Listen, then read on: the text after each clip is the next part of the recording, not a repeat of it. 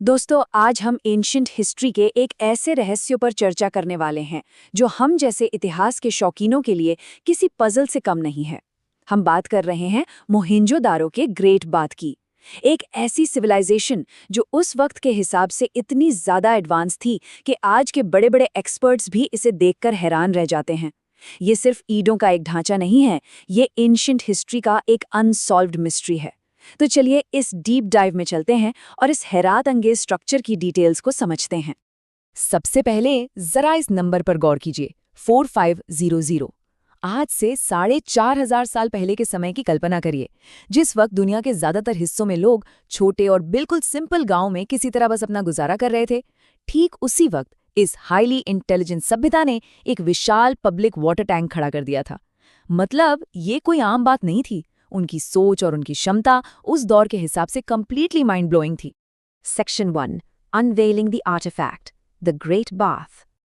अब जरा इस स्ट्रक्चर के एग्जैक्ट मेजरमेंट्स को देखते हैं।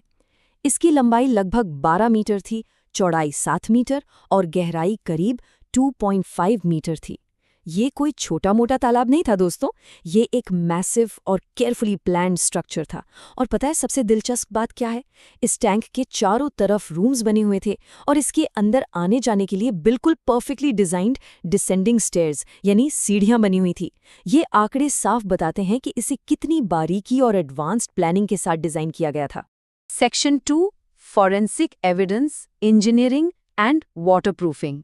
अगर हम इस फिजिकल एविडेंस को थोड़ा फोरेंसिक नजरिए से देखें तो इन 3 स्टेप से क्लियर होता है कि इंडस वैली के लोगों ने वाटर मैनेजमेंट में आखिर ऐसी महारत कैसे हासिल की।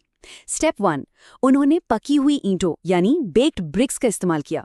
स्टेप 2, उन ईंटों पर एक स्पेशल बिटुमिन लेयर लगाई ताकि एक बूंद पानी भी लीक ना हो। और स्टेप 3, इस पूरे विशाल टैंक को भरने और खाली करने के लिए प्रॉपर ड्रेनेज सिस्टम्स का होना। ये ब्रिलियंटली प्रूव करता है कि उनकी इंजीनियरिंग बिल्कुल टॉप टियर थी। यहाँ पर जो एक डिटेल सच में दिमाग हिला देती है वो है इस बिटुमिन का इस्तेमाल। सोचिए, आधुनिक प्लम्बिंग के आविष्कार से हजारों साल पहले इन लोगों ने एक परफेक्टली सील्ड और वाटरप्रूफ एनवायरनमेंट बनाने की तकनीक ढूंढ ली थी। ये उस दौर के हिसाब से एक बेहद सोफिस्टिकेटेड अप्रोच थी। इनके लिए वाटरप्रूफिंग का कंसेप्ट कोई तुक्का नहीं था, बल्कि वो इस कला में प्रैक्टिकली मास्टर्स थे। आगे बढ़ते हैं। Section 3. The Suspect Theories, An Unsolved Purpose. Architecture और इंजीनियरिंग तो हमने समझ ली, लेकिन फोरेंसिक एनालिसिस के बावजूद सबसे बड़ा सवाल अब भी वही है, आखिर इस ग्रेट बाथ को बनाया क्यों गया था।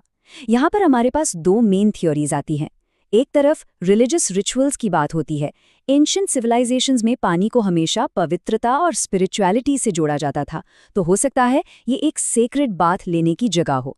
दूसरी तरफ पब्लिक गैदरिंग्स की थ्योरी है।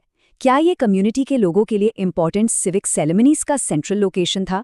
दोनों में से कौन सी बात सच है? ये एक ऐसी फैसिनेटिंग मिस्ट्री है जिसने इस जगह को एंशिएंट हिस्ट्री का एक बड़ा वंडर बना दिया है। Section 4. The Missing Evidence, A Society Without Palaces. अब इस पॉइंट पर थोड़ा ध्यान दीजिएगा क्योंकि ये एक बहुत ही बड़ा पजल पीस है। 0 मैसिव टेम्पल्स, 0 ह्यूज पैलेसेस, एकदम शून्य। जब दुनिया की बाकी प्राचीन सभ्यताओं को देखते हैं तो वहां हमें बड़े बड़े महल और विशाल मंदिर मिलते हैं, पर यहाँ ऐसी कोई ग्रैंड चीज नहीं मिली। इस स्ट्राइकिंग एब्सेंस का सीधा सा मतलब ये निकलता है कि इनका सोसाइटी को चलाने का, उनके रिलीजन का और लीडरशिप का ढांचा बाकी एंशिएंट कल्चर्स से बिल्कुल अलग था। और यही वजह है कि ये कोट इस पूरी चर्चा को परफेक्टली सम अप करता है। The Indus valley civilisation was not just organised, it was highly intelligent.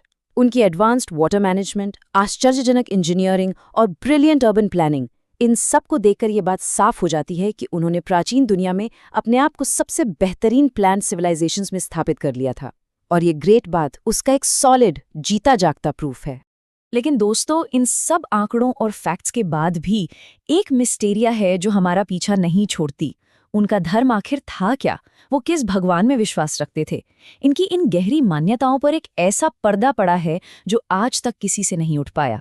इतनी एडवांस्ड और साइंटिफिक सोसाइटी का आध्यात्मिक रूप कैसा रहा होगा? आखिर क्या राज छुपे थे उन ईंटों और सीढ़ियों के पीछे?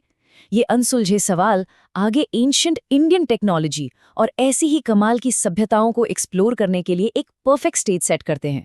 तो सोचिए, इतिहास के सबसे अहम हिस्से का सच आखिर क्या हो सकता है।